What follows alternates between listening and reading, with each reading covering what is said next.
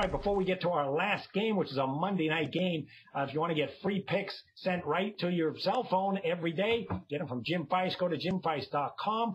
Just go to the top right and type in the term text winner to 313131. You'll get free plays sent every day right to your cell phone.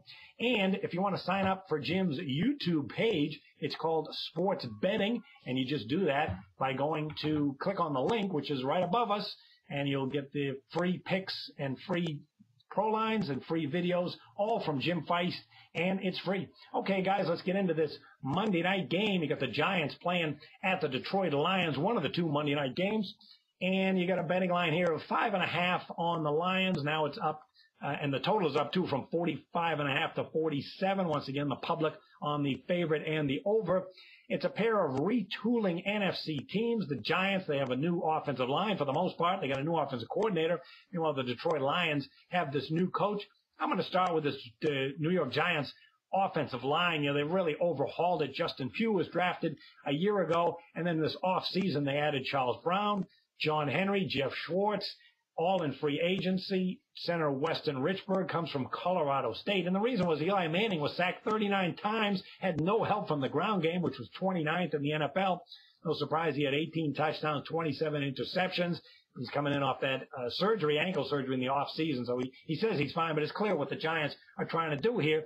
The underdog is 5-1 ATS the last 6 meetings, and the road team is a perfect 6-0 ATS. So, Harvard, how do you look at this marquee Monday night matchup? Well, before we call it the marquee Monday night matchup, I would like everybody to know this is, to me, called the Underperformers Bowl.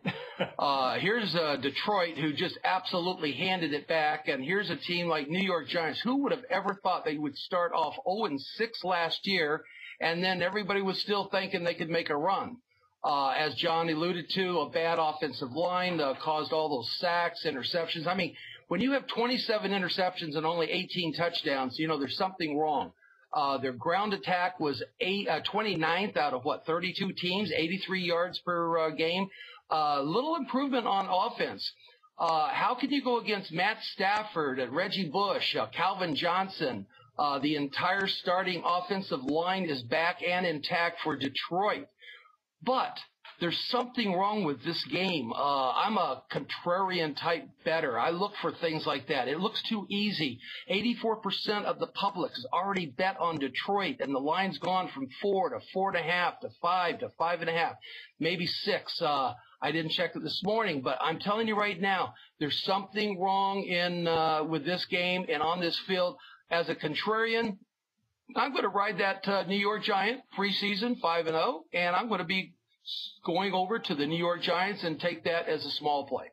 Okay, here we have a Detroit Lions team that, really, Zach, it's a different kind of difficult to figure out which Lions team is going to show up. On the one hand, 6-10 against the spread run, but on the other hand, they're 8-3 against the spread in week 1. They haven't been very good at covering games at home, just 1-5 ATS.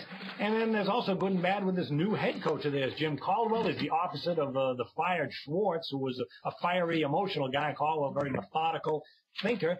And he did take a team like the Colts to the Super Bowl. On the other hand, he got a lot of criticism when that Super Bowl didn't go their way. He received some criticism as getting out-coached. And the next year with the Colts, he went 2-14. So there's certainly question marks on how good he is as a coach. So my question to you is, which Detroit team is real here, the Lions or are they pussycats? Yeah, that is the main question there, John. We see this every year with the Monday night scheduling, the 2-game format, and I think we've had a tendency to see one of them as a major dud game. I think this one's going to be that. You've got two teams, Detroit and the Giants, that have no identity yet. We're waiting to see how Caldwell responds with this team. There's definitely talent there, but how is that going to mature onto the field? Is it going to take time, or can they progress right away? Last year, this team had a runaway to get the division title with Aaron Rodgers hurt, and they couldn't get the job done. So we'll see what they do. But the Giants, their record last year was awful, but one thing they did, they still played fairly well. They had a little win streak, came back. Obviously the record wasn't to their standards, but they stay in games. So if I did make a play on this, I would take the Giants +5. Yeah, the Giants did have a nice run after an awful start, 7-3, straight up 6-4 against the spread. So they have a little momentum coming in to this Monday night game. I'm going to take a look at the total, and when I see indoor games, I immediately start to look maybe over the total. And here's a game where it's indoors. You got great quarterbacks, not that high a total on the board. The New York Giants have had nothing but defensive problems the last month. Jaron Halsley, he's got a 4-game suspension in the secondary. The big off-season acquisition of Jonathan Beason, linebacker, he's out. Justin Tucker's moved on to the West Coast. And you got a Lions offense that the last 3 years they've ranked 4th, 2nd, and 3rd in the NFL in passing. So they're going to be able to move the ball and get some points. And the Lions' problem, the secondary has been terrible for the last couple of years, 23rd against the pass last year. And the last 3 years, the Detroit Lions, 29-19-1 over the total. So that's the way I'm going to look at this game. All right, let's get to some best bets and tell everybody what we have going for the weekend. Harvard, you gave us Virginia Cavaliers as a free best bet last week and had no trouble cashing that. What do you see for this weekend? Well, one of your best bets would be to go to the Jim Feist site, JimFeist.com, and look through all the handicappers. Look and see what's offered. Look and, go through that. It's your first time there, second time there, or maybe it's your 500th time there. There's a lot of information that a lot of people, they just go, and they're all busy. Take about 15 minutes, go through the website. One thing I want you to see just on the front page is Harvard's School of Handicapping. It starts this week. What I do is I put out pertinent information and teach you how to handicap on your own. I tell you things that the sports books really don't want you to know. I've got 31 years of experience doing this, and I'm going to teach you how to handicap by week by week by week. So on the first week, we're going to look for some strong offensive lines to carry the NFL. We're also going to be looking for some big college blowouts.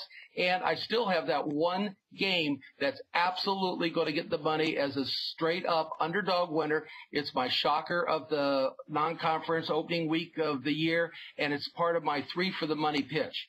It's going to be $45, and that's the one that I want you to go to. It'll be up there probably just after the show. As far as my best bet, what you can get on, I'm going to go right back to where the Colts won last year, 39-33. That was 72 points. I really believe that 56 is a short number. I can just see both teams just going up and down. I mean, there's nothing like Manning just getting it going, and he can score. Almost every time he gets the ball, it looks like he's going to score. Every single time. Every single person that's watching the game thinks as soon as he gets the ball and he goes back and he hits that first pass and it's completed, he's on track for the score. Well, as the fans think about that, so does the opposition. And I don't think that either secondary is going to sit there and, come out with something so brand new that they're going to stop every single play. So I'm looking for a high-scoring game. I don't care which team wins. In fact, I can sit back and root for both teams, but a lot of scoring. So let's go over that as my best bet. Okay, and Zach, you're off that 3-1 college football week 1 weekend, 75%. Best bet do you have for the folks for the weekend? For my best bet, I'm looking at value in the NFL. Underdogs have always been able to cash on the first week in the NFL, and the reason being is because teams are still coming out of the preseason.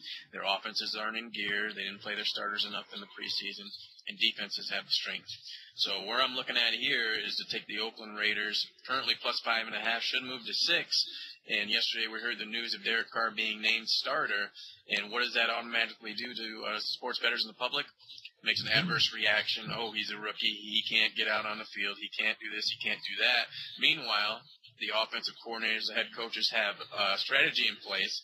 The Raiders have added Maurice Jones-Drew, a veteran. They already have Darren McFadden. They added James Jones from the Packers. So they have keep components there. And who's on the other side for the Jets starting quarterback? Geno Smith, a guy that was a train wreck last year, had multiple games where he probably would have been pulled, but they had no one else to go to. So there's a lot of pressure on him with Mike Vick in the lineup. If I can get 6 points with Geno Smith as the starting quarterback, I'm going to go ahead and take it. I think the Raiders can stay in this game, maybe even pull the outright upset, but let's take the 5.5, 6 points, and take the Raiders.